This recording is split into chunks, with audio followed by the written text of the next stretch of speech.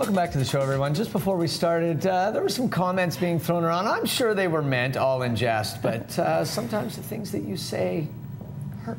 It was just a little joke about your age.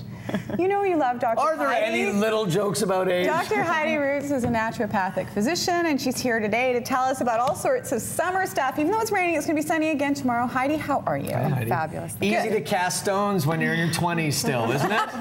I'll be there one day, Mike. All right, okay, let's talk about some things for summer. First one, you're going to talk about our mosquitoes. And all of a sudden, the last week in Vancouver, it kind of went boom. Yeah, when the heat comes, the mosquitoes tend to breed more, and then all the babies are out, and baby mosquitoes everywhere. And there's nothing, still water, but Michael, we'll give you some. Do you really want the birds and the bees on draw mosquito? a quick picture of And the how worst mosquitoes thing breed. is when you have mosquitoes in your house and you're just going to sleep and all you hear is that. Yeah. So is there anything you can do to get rid of mosquitoes? Yeah. No, there's things you can do to prevent them from biting you. So mosquitoes can smell you or recognize you up to 50 meters away. It's only the females that bite, and they do so because the blood, our blood, produces fertile eggs for them. So yeah, female mosquitoes are the evil ones. Do you get that, Eckford? Come on, say So this is a little bit of the birds and the bees. So how can we make it so the mosquitoes will not bite us? 85% of it is genetics. They like some people more than others, but there's 4 main things that the female mosquito likes: carbon dioxide, movement, heat, and lactic acid, which you produce in your sweat. So when you're outside exercising at dawn or dusk, you're attracting mosquitoes because you're hot, grouse grinds, you're breathing heavier, producing more carbon dioxide. You know when the horrible time is when you're cooling down and you're stretching and you're like totally, and all of a sudden they've got you. Like, yeah, they can smell you. I don't know. I always thought that was a myth because mosquitoes actually don't like me. They don't bite me. Well, that's the 85%. You're the 15. 85% genetics. Yeah. Okay. What is this? What? This is just some examples of 2 things that, well, this is some of the foods that are high in B1. So B1, vitamin B1, which is thiamine, is if it's in your blood, mosquitoes tend to not like it. So the more B1 you can take in, the better it is. You can actually get B1 patches. They're called Bug Be Gone, and you can put a B1 patch on you, a thiamine patch, and it's very good for helping. Which is great because a lot of people don't like to use bug sprays because they have horrible chemicals in them. Yeah, so they don't like the DEET. Yeah, to do something natural is great. Yeah. The other thing you can do is oil of eucalyptus. Well, lots of the oils like citronella oil. Oil of eucalyptus is a really good one. There's been actually quite a few studies that have shown that oil of eucalyptus, especially lemon eucalyptus, is not favorable to mosquitoes. So you can get these at any health food store, the little things just of an natural essential oil. So what do you do with it? You just throw it in some water, shake it up, and spritz it on you. Now, also oil is good because mosquitoes have very thin wings, and so when they land on something oily, it ruins their wings. So they don't like that. That's what I want to hear. I want to hear about killing them. I don't want to hear about preventing them. Well, this works really well. I also have an iPhone app as well that plays apparently a frequency they don't like, but I don't think it works. I don't think that's naturopathic there, Eckford. With my iPhone. So anything else? Well, so B1, eucalyptus, and if you do get a bite, if you put witch hazel on it right away, just dabbing witch hazel on it works really well. You can get it for really dirt cheap at any grocery store. So does that make it not itch so you won't? It makes it not itch. It actually makes the bite go away really quickly. It resolves it. And also, I like Apis. What's that? Apis is homeopathic gel you can put on that's really good for any kind of bite. Spider bites as well.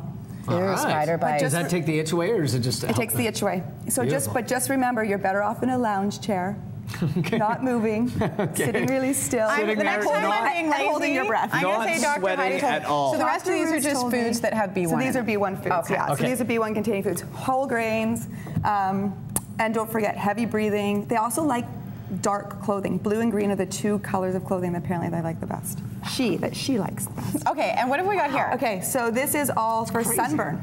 Things that you can do. So the best way to prevent a sunburn, obviously, is to use some sunscreen, keep your head covered, stay out of the sun during peak hours. However, sometimes we get burnt. So if you do get burnt, there's things you can do. You can have first of all, your whole body's burned, cold bath works really well. Just dissipates some of the heat, right? Yeah. The other things you can do is peppermint works really well. So this is a peppermint essential oil, as well as just a peppermint tea. You can make a really strong peppermint tea, dump it into your bath, or take a cloth and just wherever you're sore or just burnt. Put it on there? Yeah. Vinegar as well works really well. Vinegar contains acetic acid, which is the same thing that aspirin contains, so it's anti-inflammatory. So you put this in the bath as well? You can put this in the bath, or you can mix a little bit of baking soda and vinegar together. The baking soda will help take away some of the burn, and then the acetic acid. And do you make a paste of that? Yeah, you make a paste and you just put it it on wherever you're burnt. So shoulders, nose. So it's super sexy. I was going to say, also leads to love. Yes. And what's this? So oats, you can put oats in a sock and stick them in your bath. You love to put things in socks. Yeah, well, socks. Do you have any socks that you actually wear, or do you just make them cold and put them on? I love that. And what do cucumbers? Cucumbers, you can just put cucumbers on. Aloe vera works really well. Of course. Yeah, yeah. And what's this? Oh, this is peppermint. That's just peppermint oil you can put in your bath. And sunstroke is something that I'm famous for getting. So sunstroke is different from heat exhaustion. So you can get heat stroke or you get heat exhaustion, and heat stroke's very dangerous. It can actually lead to coma, and people have died from having heat stroke. So the signs of heat exhaustion are fatigue, nausea, vomiting, diarrhea, muscle aches, a little bit like the flu. You have to cool that person off. Yeah. Stat. If you get into heat stroke, you're starting to look at altered consciousness. You're starting to look at more severe diarrhea and vomiting, seizures, coma. So in order to prevent that, always cover your head. That's a good one. So it's hyperthermia. Basically what happens is your body has no longer the capacity to cool you down. Your core temperature rises to the point that your body can't handle it anymore. And it's just as dangerous as having a super high fever. It's really, shutting things down sequentially, you start to shut down. So what you need to do is immediately cool the person off. So if you can get them into a cold bath, that's great, because that's core body temperature being cooled off. Often we're out and you can't do it. So if you have a picnic basket with ice pack, groin area, and under the armpits. Pardon? That's ice the area that you ice the groin. You look warm. My mom is here. You want to make sure you stay well hydrated. Is she in the sun? Not today. Michael? The more dehydrated you are, the harder it is for your body to sweat and cool you down. Also, we use those sport-proof lotions. Right now, the regret is just sinking into me. She's laughing. It's all good. Okay, good. She's so happy. All right. So that's some great advice. And if you want to go see Dr. Heidi, you certainly can. Her website is on the screen if you want a consult or anything. She specializes, of course, in back pain, all sorts of digestive issues, and tons of other stuff as well. This is the hat of shame. You can keep that. Hat of shame. We're going to take a Heidi. break, and when we return, we've got some great fashion.